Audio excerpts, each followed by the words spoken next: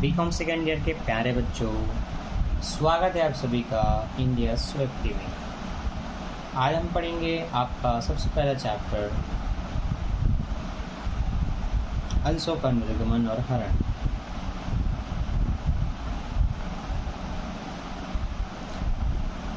इससे पहले corporate accounting की 2 से 4 वीडियो बन चुकी हैं, जिनको देखेंगे तो कुछ पहले वीडियो में आप इसके थ्योरी और नियम सीखेंगे, दूसरे में आप इसके प्रारूप को सीखेंगे कि किस तरह से जनरल एंट्री करनी है, कितने टॉपिक्स होते हैं पूरे इस चैप्टर में, क्या क्या आपको पढ़ना है। और इसके बाद हम आपको उदाहरण से एक एक क्वेश्चन बनवाते हुए क्रियात्मक क्वेश्चन भी बनाए हैं। ये सभी वीडियो आपको चैनल के अंदर जब आप विज़िट करेंगे तो आपको एक प्लेलिस्ट मिलेगा जिसमें आपको ये सब स्पष्ट दिखाई देगा। कॉर्पोरेट अकाउंटिंग, कॉस्ट अकाउंटिंग, इन सब तरह की वीडियो बन चुकी है, इनकी प्लेलिस्ट बन चुकी है, जहाँ पर आप जाते ही बहुत सारे वीडियो इनके पाएंगे। तो अभी जितने बच्चे शुरू से इस वीडियो को देख रहे हैं, आप पेन कॉपी निकाल करके बैठिए, क्योंकि अभी हम बनाने वाले हैं हमारा टॉपिक 3। सबसे पहले हमने अंशों का निर्गमन देखा, उसके बाद हमने देखा अवशिष्ट याचना, अब हम देखेंगे अग्रिम याचना। अगर कोई समय से पहले भुगतान कर दे तो उस पर कौन से नियम लागू होते हैं, कैसे कैसे जनरल एंट्री होती है। अब हर बार इस वीडियो में आने वाले कई बच्चे नए होते हैं, तो देख लो, जब भी आवेदन की प्राप्ति होगी तो बैंक खाता विकलन अंश आवेदन खाते से इस तरह से प्रविष्टि की जाती है। अब इंग्लिश में प्रविष्टि करेंगे तो bank account debit to share application account credit. फिर आवेदन की राशि को पूंजी में ट्रांसफ़र करते हैं तो अंश आवेदन खाता विकलन अंश पूंजी खाते से होता है। तो इंग्लिश में कहेंगे share application account debit to bank, अच्छा टू कैपिटल, ठीक है, अंश पूंजी खाता से ये सेकेंड है। वो अति अभिधान की स्थिति में जब लौटाते हैं उसकी प्रविष्टि है दूसरा वाला, ठीक है। इसके बाद आवंटन की याचना करना, ठीक है, उस समय आपकी प्रविष्टि होती है अंश आवंटन खाता विकलन अंश पूंजी खाता से। इंग्लिश में share allotment account debit to share capital account. इसी के साथ इसका सेकेंड एंट्री बैंक की होती है, bank account debit to share allotment account. तो बैंक खाता विकलन अंश आवंटन खाते से। फिर है प्रथम मांग और अंतिम मांग। प्रथम मांग के समय आपको बोलना है share first call account debit to share capital account. अंश प्रथम याचना खाता विकलन अंश पूंजी खाता से। फिर उसका बैंक खाता विकलन अंश प्रथम याचना से bank account debit to share first capital account. द्वितीय मांग के समय share second call account debit to share capital account. अंश द्वितीय एवं अंतिम याचना खाता विकलन अंश पूंजी खाता से। फिर बैंक खाता विकलन अंश द्वितीय या अंतिम याचना खाता से bank account debit to share second call. फिर है अंतिम मांग की याचना करना। अंतिम मांग मतलब वही जो इसका भाई दोनों साथ में रहते हैं, तो उसमें अंतिम को फाइनल बोल देना है, तो share final call account debit to share capital account. फिर उसका बैंक विकलन होगा शेयर फाइनल अकाउंट से। इस तरह से एक प्रविष्टि होती है, और हर एक नए टॉपिक में आपको एक अलग से 2-3 प्रविष्टि सिखाई जाती है, जिसको देख करके ध्यान में रख करके आप आने वाले इधर के क्वेश्चंस को बनाते हैं, ठीक है। अवशिष्ट याचना हमने पढ़ लिया है, अब हमें अग्रिम याचना की ओर आगे बढ़ना है। ये आज का टॉपिक इस पर बेस है, अग्रिम याचना। कंपनी के द्वारा अंश पर याचना की राशि देय होने के बाद अंश पत्रधारी इसका भुगतान करते हैं। कभी कभी कुछ अंश पत्रधारी कंपनी के द्वारा बिना मांगे ही यदि अंतर नियम की अनुमति देते हैं तो याचना की राशि अग्रिम भेज सकते हैं या भेज देते हैं, जिसे अग्रिम याचना का भुगतान कहते हैं।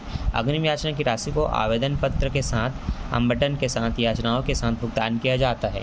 तो या तो आवेदन के साथ, या तो आवंटन के साथ, या तो याचनाओं के साथ भुगतान किया जाएगा, ये क्वेश्चन कह रहा है। अंशों के आंशिक व अनुपातिक आवंटन की स्थिति में जब कंपनी आवेदन पर आधिक्य को रोक लेता है तो ऐसी स्थिति उत्पन्न होती है। अब इन पर क्या क्या प्रविष्टि होगी ये भी आपको आगे जाकर के इसमें बताया जाता है। सामान्य से ये बताया है बैंक खाता विकलन अग्रिम याचना खाता से bank account debit to call in advance, कि call in advance account debit to share calls, मतलब जिस भी से मंगाया है प्रथम से अंतिम से जो भी याचना से वो।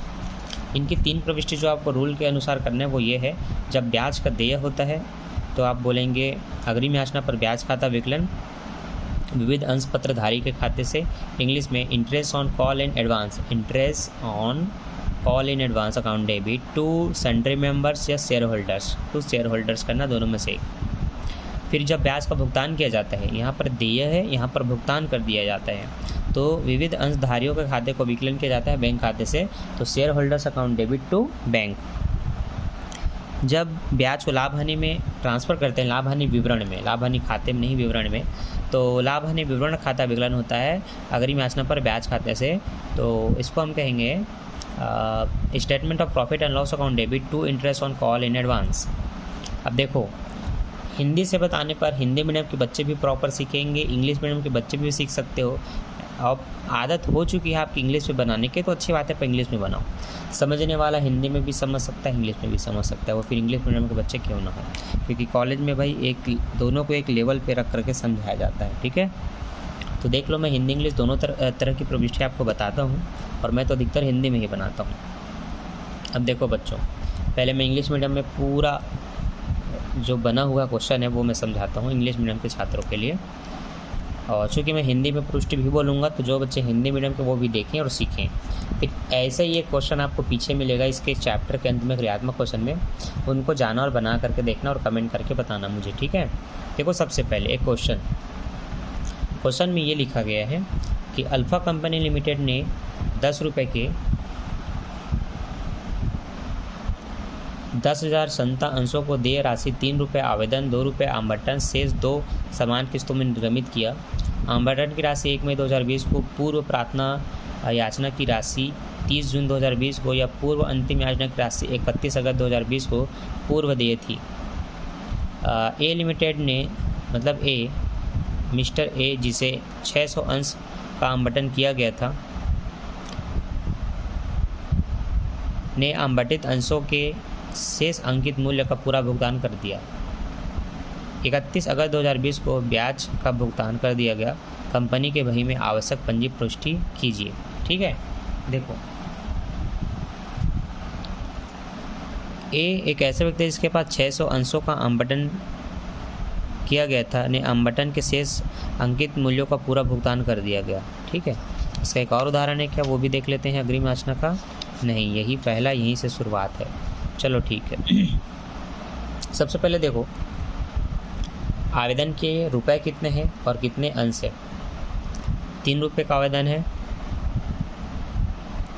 और 10,000 के आपके अंश हैं। ठीक है, देखो ध्यान से, तो सबसे पहले 3 रुपये का 10 से गुणा करके आप आवेदन की एंट्री करते हैं।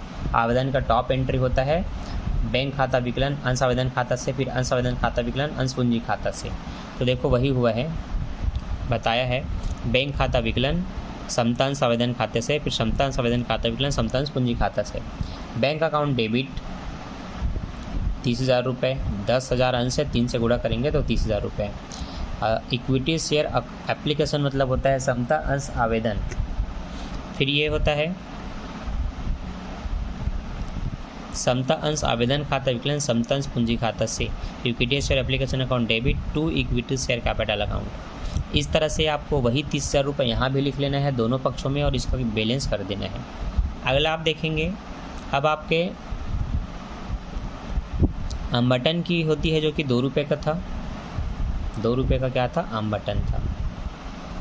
तो आप देखो यहाँ पर अंश आवंटन खाता विकलन 20,000 रुपये, 10 दूनी 20,000 रुपये, अंश पूंजी खाता से 20,000 रुपये, फिर बैंक खाता विकलन अंश आवंटन से 20,000 रुपये। अब इसमें ध्यान देना, कुछ एडवांस मिला है आवंटन के समय, 600 अंशधारियों का वो बताया है। तो सबसे पहले आपको नॉर्मल एंट्री करना है। Equity share allotment account debit 10,000 into 2 के हिसाब से 20,000 रुपये, टू शेयर कैपिटल अकाउंट अंश पूंजी खाता से 20,000 रुपये।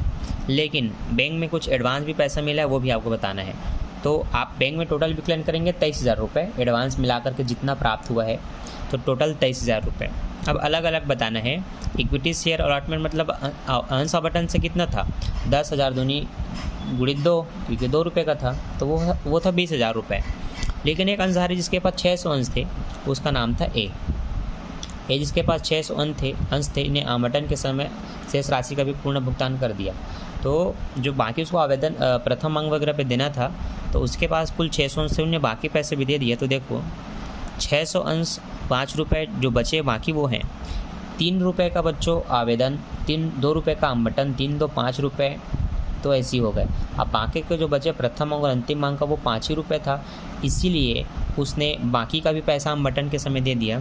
तो 600 गुणित 5 करके बता देना है, 6 पंचे 30, 3000 रुपये उसने और दे दिया। तो अग्रिम याचना खाता से 3000 रुपये कॉल इन एडवांस, ठीक है, टू कॉल इन एडवांस मतलब अग्रिम याचना खाता से। प्रॉपर हिंदी में लिख सकते हो, कोई दिक्कत नहीं है। अब जब हम प्रथम मांग वगैरह में आएंगे तो उनमें से कुछ राशि कम हो जाएगी, ठीक है। चलो आगे देखो, ये प्रथम मांग का, प्रथम मांग कितने रुपए का है? शेष 2 समान किस्तों में बोला है, मतलब दोनों 2.5 रुपये के होंगे, इसीलिए देखो 2.5 आपको बताया है, 2.5 मतलब 2.5 होता है। तो चूँकि 10,000 के ही अंश है, 10,000 का आप 2.5 से गुणा करोगे तो देख लो कितना आता है, 2.5 मतलब 2.5 रुपये इंटू 10,000। दशमलव बाद अगर 2 अंक है और 0 वाली संख्याओं का गुणा हो रहा है, खासकर 100, 1000 या 10,000 का, तो पहले इन 2 जीरो का गुणा होगा तो ये 2 अंक इधर आ जाएंगे, मतलब ये हो जाएगा 250। अब बाकी के 2 जीरो भी इसके साथ ऐसे लग जाएगा तो ये हुआ टोटल 25,000 रुपये। इसलिए आपको बोलना है अंश प्रथम याचना खाता विकलन 25,000 रुपये, अंश पूंजी खाता से 25,000 रुपये। अब चूँकि समतांश का नाम है तो इसमें इक्विटी शब्द का इस्तेमाल किया गया है। तो equity share first call account debit to equity share capital account, समतांश प्रथम याचना खाता विकलन समतांश पूंजी खाता से। अब इस समय आपको ध्यान रखना है, अब इसमें 10,000 के हिसाब से आपको पैसा नहीं मिलेगा, 10,000 अंशों के हिसाब से आपका बैंक में पैसा नहीं आएगा, क्योंकि इसमें से एक 600 अंशधारी, एक ऐसा अंशधारी था ए जिसने 10,000 अंशों में से 600 अंशों का भुगतान पहले ही कर दिया है। तो प्रथम याचना के समय वो केवल 9,400 अंशों का भुगतान करेगा। तो आप इसमें से 10,000 में से 600 को कटा देंगे जो एडवांस में प्राप्त हो चुका है, तो आप केवल 9400 के हिसाब से गुणा करके बताएंगे 9,400 इंटू 2.5 इक्वल 23,500। अब बताएंगे कि उसमें से एडवांस क्या था, ये तो हुआ बैंक खाता विकलन। और फिर आपको बोलना है अग्रिम याचना पर ब्याज खाता विकलन, है ना। तो ब्याज नहीं, अग्रिम याचना खाता विकलन, है ना। अग्रिम कितना दिया, तो 600 गुणित 2.5, तो हम इनका आप मल्टीप्लाई कर सकते हैं तो आपको पता चल जाएगा 1,500 रुपये। कितना निकलेगा, 1,500। मान लेते हैं दशमलव का गुणा करने में आपको दिक्कत है, तो आप क्या कर सकते हैं, यहाँ इस 2.5 को 250 लिख लो, दशमलव के बाद 2 अंक है तो बट्टे में 100 लिख लो। गुणा करना था 600 से तो ऐसे 600 लिखो, ये 2 जीरो से 2 जीरो कटेगा। अब 250 का 6 से गुणा करना है, 250 दूनी 500 होता है, 500 3 बार कर दो 1,500, तो ये आ गया आपका उसका 6 गुना। तो इस तरह से आप बना सकते हैं और अपने आंसर को ला सकते हैं। अब सेम चीज़ यहाँ पर अंतिम कॉल के साथ होना चाहिए, वो भी 2.5 रुपये का है और 10,000 अंशों से गुणा करके आपको पहले एंटर दिखाना है। तो अंश द्वितीय या अंतिम याचना खाता विकलन बोलना है। यहाँ पर बोला है equity share final call account debit, मतलब यहाँ पर अंतिम याचना बोला है, अंतिम याचना खाता विकलन। हाँ, किससे, समतांश पूंजी खाता से। लेकिन जब बैंक में आएगा तो यहाँ पर भी 600 का भुगतान हो चुका है, मतलब 9,400 का होगा 2.5 के हिसाब से, तो वही 23,500 और 600 रुपये का एडवांस था, तो एडवांस या फिर अग्रिम याचना विकलन 1,500 टोटल। फाइनल अकाउंट से कितना, अंतिम याचना से कितना, 25,000 रुपये, ठीक है।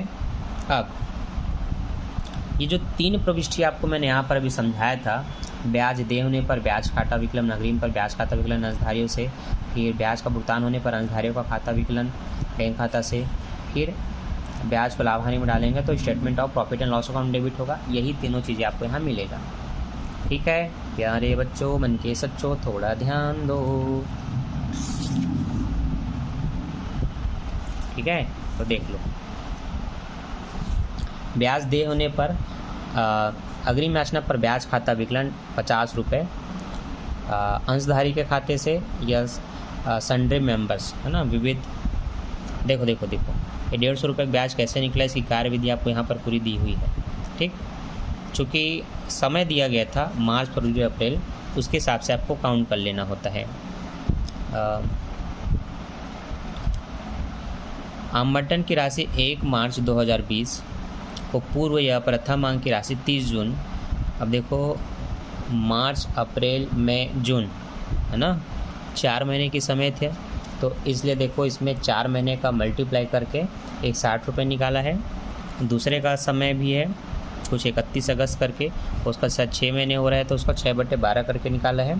तो ये दोनों 60 और 90 मिला करके 150 हो रहा है। तो आप महीने को उस तरह से काउंट कर लेंगे, जो भी उसकी अंतिम तिथि होती है उसके बाद की तिथि तक आपको गिन लेना है और उतने को ही जोड़ करके बोलना है अग्रिम याचना पर ब्याज खाता विकलन अंश पत्रधारियों के खाते से। तो interest on call account debit, interest on call account debit, interest call in advance account debit to sundry members. फिर ब्याज जब दे दिया जाता है तो उन अंशधारियों का अकाउंट विकलन कर दिया जाता है बैंक खाता से। तो विविध अंशधारियों का खाता विकलन बैंक खाता से sundry member account debit to banks. और जब इसको लाभ हानि में ट्रांसफ़र करेंगे तो statement of profit and loss account debit to interest on call in advance account debit. लाभ हानि विवरण खाता विकलन अग्रिम याचना पर ब्याज खाता से। मैं कहता हूँ प्रॉपर आपको हिंदी में आता है, प्रॉपर हिंदी में लिखो, कोई दिक्कत नहीं है। अंग्रेजी में बना रहे हो तो और अच्छी बात है भाई, कोई नुकसान नहीं है, जैसा करना है आप कर सकते हैं। अब इसका बैलेंस शीट देख लो। बैलेंस शीट में आपको ये ध्यान रखना है कितने अंश थे, कितने रुपए वाले थे, उनका गुणा करके टोटल पूंजी बताओ। 10,000 × 10 करोगे 1 लाख आएगा। तो आपको चिट्ठा में ये ध्यान रखना है। Balance sheet of alpha company limited 31 मार्च 2021 करके उसका सब हेडिंग दे देना है, टाइटल दे देना है। फिर पर्टिकुलर नोट नंबर अमाउंट करके कॉलम विवरण बना लेना है। जहाँ इक्विटी एंड लियबिलिटीज है ना, यहाँ पर आपके जो दायित्व होते हैं, जो पूंजी होती है वो आपको दिखाना होता है। Share holder funds, share capital, तो अंशधारियों का अंश पूंजी है पूरा 1 लाख रुपए।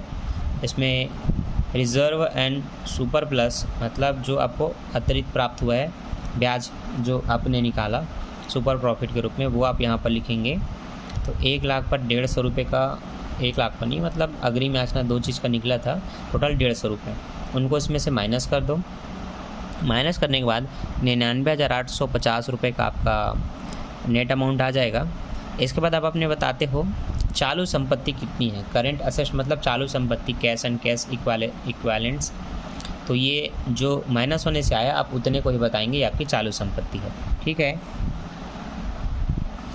अब यहाँ पर जो नॉर्मल उसके सेकंड में जो बना है वो इनटू करके बताने के लिए बना है कि 10,000 अंशों का 10 रुपये के हिसाब से 1 लाख रुपए की आपकी पूंजी हो रही है। और उतने ही इधर भी लिख करके अगर आना है और यहाँ पर उसमें से 150 रुपये के ब्याज को काट के बता देना है। फिर अलग से बता देना कि कैश एट बैंक 1 लाख रुपए, उसमें ब्याज को हमने माइनस कर दिया तो इतना हमारे खाते में है। तो ये होता है अग्रिम याचना का। और आई होप आप इसी तरह से क्वेश्चन अगर बनाते रहेंगे तो आपको और अच्छे से आते जाएगा। एक उदाहरण और देख लो, फिर इसकी कहानी यहीं पर समाप्त करते हैं। यहाँ पर 30,000 के समतंश हैं, 10 रुपये के प्रत्येक हैं, 3 रुपये का आवंटन, 3 रुपये का आवेदन, 2 रुपये प्रथम अंक और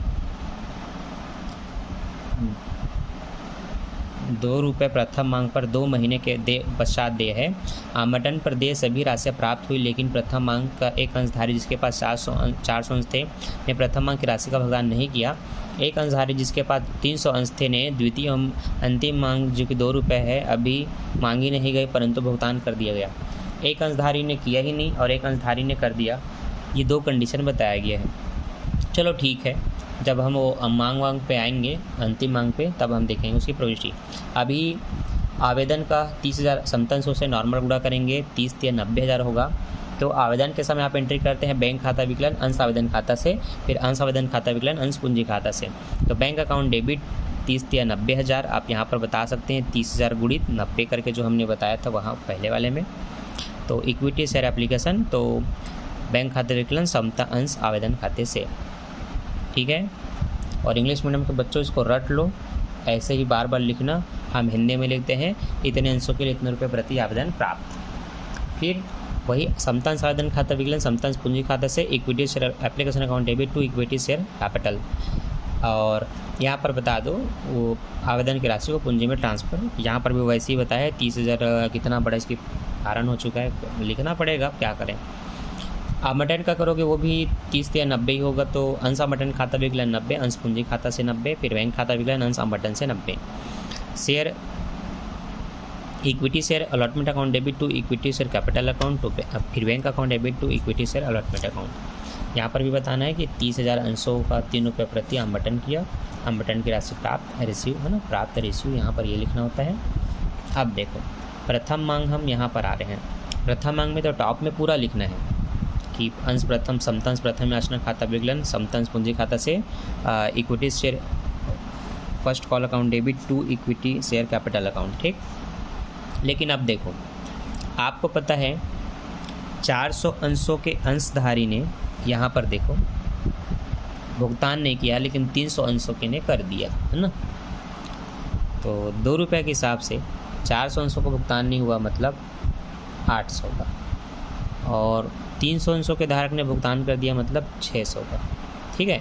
तो देखो इसकी जर्नल एंट्री में ये आपको स्पष्ट बता दिया है कि जब इसका पैसा अंदर आएगा बैंक में तो टोटल 60,000 के हिसाब से मिलना है आपको। 30,000 अंश है और इसका 2 रुपये आवेदन का प्रथम मांग का पूरा करेंगे तो 30 दूनी 60 होगा, लेकिन उसमें से 800 नहीं मिला परंतु 600 मिल गया।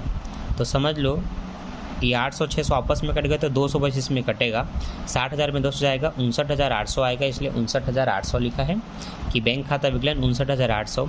उसमें से एडवांस जो था वो आपको बताना पड़ेगा प्रॉपर तरीके से। तो 400 अंशों के अंशधारी ने 2 रुपये प्रति के हिसाब से कॉल इन एरस, अच्छा हाँ इसने भुगतान ही नहीं किया तो उसको याचना बोलते हैं, अवशिष्ट याचना है ना, इसलिए एरस लिखा है। अग्रिम को एडवांस बोलते हैं, इसको अवशिष्ट याचना बोलते हैं। तो अवशिष्ट याचना खाता विकलन 800 रुपये। नीचे बताना है कि अंश प्रथम याचना से पूरा 30 और 2 के हिसाब से 60,000 और कॉल इन एडवांस मतलब उसमें से 300 अंशों के धारक ने 2 रुपये के हिसाब से आवेदन का प्रथम मांग का भुगतान कर दिया, तो 300 दूनी 600, ठीक है। तो अवशिष्ट याचना को ऊपर दिखाना है और एडवांस को आपको समाकलन में दिखा देना है, ठीक है। ये आपकी होगी पूरी प्रविष्टि। यहाँ पर ब्याज देय का बात नहीं बोला था, इसलिए वो सब नहीं किया गया है, बस ख़त्म। आई होप आप इससे मिलता जुलता प्रैक्टिकल क्वेश्चन बनाएंगे और मुझे कमेंट करके बताएंगे। तो आज का ये वीडियो आपको कैसा लगा कमेंट करके ज़रूर बताइए, और वीडियो को लाइक कर दिया करो प्यारे बच्चों। आपके लिए मैं मेहनत कर रहा हूँ, मेरे लिए बस आप एक मेहनत किया करो, वीडियो को लाइक कर दिया करो। और इस बार आपको मैं टारगेट देता हूँ कि कम से कम 1000 लाइक होने चाहिए, 1000। आई होप आप पूरा कर देंगे। Bye bye.